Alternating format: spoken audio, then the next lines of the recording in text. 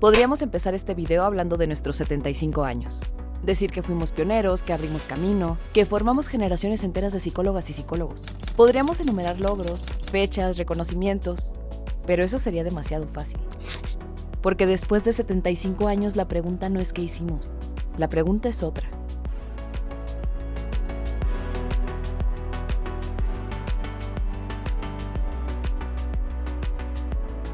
No es una pregunta retórica, es incómoda. Y si algo hemos aprendido en estas décadas es que sostenerla exige algo más que solo buenas intenciones. Para hablar de que la población de un país tiene salud mental, tenemos que partir de que este país tiene las necesidades básicas cubiertas. La salud mental no solo es la ausencia de los trastornos, sino también la posibilidad de que ese país tenga seguridad. En 1950, cuando la psicología seguía gestándose en nuestro país, esta universidad concibió su programa. No era una tendencia, era una apuesta. Años después ya impulsaba el doctorado, no para acumular grados, sino para pensar más profundo. Cuando yo entré como estudiante en el 61, el perfil del psicólogo la aspiración máxima era llegar a ser un orientador vocacional o un asistente de psiquiatría, ¿no? Hemos tenido programas pioneros como desarrollo humano, psicología clínica, procesos de psicoterapia, integración escolar. Y yo creo que la Ibero se ha caracterizado porque nos hemos ido adaptando a las necesidades sociales, culturales. Antes de que habláramos del trauma colectivo, violencia estructural o desigualdad emocional, la Ibero ya formaba psicólogas y psicólogos. Es más, fuimos la primera institución privada en hacerlo en el país. Pero formar psicólogos no era suficiente. Había que preguntarse para qué. Parte del espíritu ignaciano es precisamente hacerte consciente de estas realidades sociales. En esta universidad una de las cosas que hemos hecho a lo largo de nuestros diferentes currículums ha sido justamente preocuparnos por estas habilidades prácticas, por estas habilidades de saber hacer, pero con el sello de la universidad. A lo largo de 7 décadas y media la disciplina cambió. Cambiaron los enfoques, cambiaron las preguntas, cambió el país. Y así fue que desaprendimos que la mente no es algo únicamente individual, porque siempre está atravesada por su contexto. Yo no me atrevería a decir que podemos hablar de salud mental sin cuestionar la pobreza, o que podemos hablar de salud mental sin hablar de la búsqueda de la justicia social. Nuestro papel como psicólogos es empatizar con los que están en dolor. Ese es nuestro papel.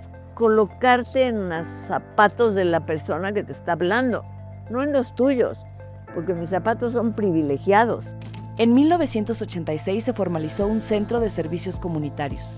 La práctica dejó de quedarse en el aula, se volvió territorio, y la formación tuvo que estar a la altura, abrirse al mundo con experiencias internacionales, incluso formarse en más de un programa, dialogar con otras disciplinas y asumir un lugar en las decisiones que también configuran lo público.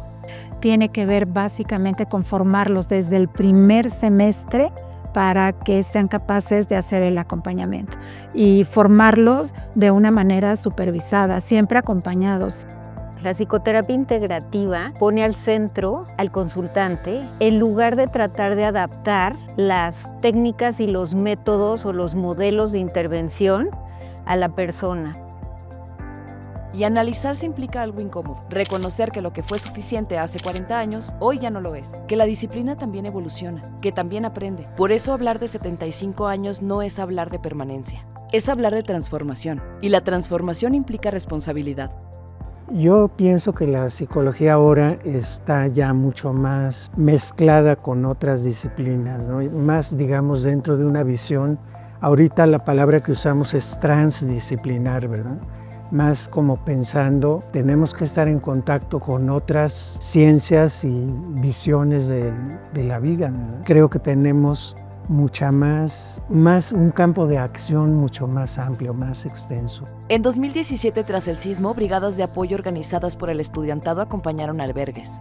Mismo caso en 2020, durante la pandemia. Una línea telefónica gratuita atendió a más de 400 personas en un mes, empujado siempre por nuestra responsabilidad social. Para mí la pandemia, independientemente del dolor que se vivió socialmente, fue un gran momento para conectarme con esa misión de estar para el personal de salud, porque teníamos a los pacientes muy bien atendidos, ¿no? A los pacientes con COVID, a sus familiares, procesos de duelo muy fuertes, pero también era el personal de salud, el de primera línea, que estábamos todo el tiempo ahí. México, por su ubicación geográfica, vive varias emergencias y son situaciones en donde nosotros tenemos que atender la salud mental de las personas. El psicólogo juega un rol muy importante porque tiene que atender a la persona que está en emergencia, pero también a los equipos primeros intervinientes que llegan a apoyar y ayudar. En un país atravesado por desigualdades profundas, donde la violencia puede dejar de sorprender, donde el duelo a veces no tiene cierre.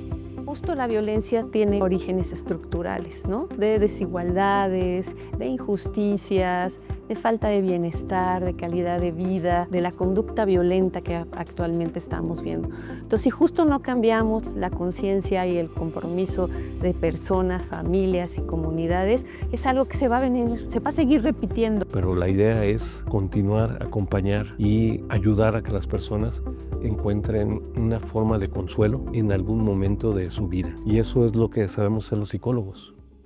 No es solo cómo acompañar a una persona, sino cómo intervenir en realidades que la exceden. Cuando entender ya no basta. Hay que ir más allá, producir conocimiento, investigar lo que aún no tiene respuesta. Y ahí, la psicología deja de ser solo técnica. Se vuelve una postura, un espacio seguro.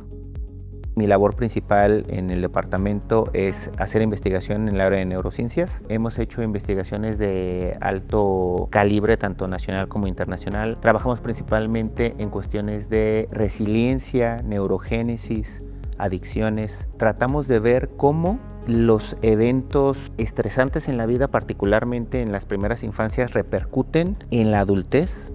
Creo que es muy importante como psicólogos cuestionar todo lo que está a nuestro alrededor. Y tal vez esa sea la primera muestra de madurez. Porque formar psicólogas y psicólogos hoy no es solo transmitir conocimiento, es formar criterio, es formar conciencia, es formar responsabilidad. Y esa responsabilidad no termina al graduarse, apenas comienza. En la psicología que enseñamos en la Ibero tenemos una convicción muy firme. Toda la enseñanza tiene que girar en torno al respeto de la dignidad humana. Tal vez la respuesta no sea una institución, ni una generación ni una corriente. Tal vez se sostenga en algo más sencillo y más difícil al mismo tiempo. Escuchar enseña más que hablar. Pero realmente escuchar implica responsabilidad. Para mí, el sello Ibero dentro de la carrera de psicología tiene que ver mucho más como con esta mirada humana que nos transmitieron desde las clases, los profesores y también en las prácticas que tuvimos semestre a semestre, para cada vez poder llevar más de esta mirada humana que nos enseñan desde la Ibero pues al resto del mundo. No tenemos todas las respuestas y tal vez esa sea una buena señal, porque la psicología no se sostiene de certezas absolutas, se sostiene de saber preguntar. Vamos de nuevo. ¿Quién sostiene la mente de un país? En la Ibero eso se enseña. No estamos solas, no estamos solos, estamos inmersos en un mundo, en un contexto, en una cultura comunitaria. Y para mí la mente del país es nuestra identidad, nuestra esencia, lo que nos da un sentido de pertenencia y comunidad.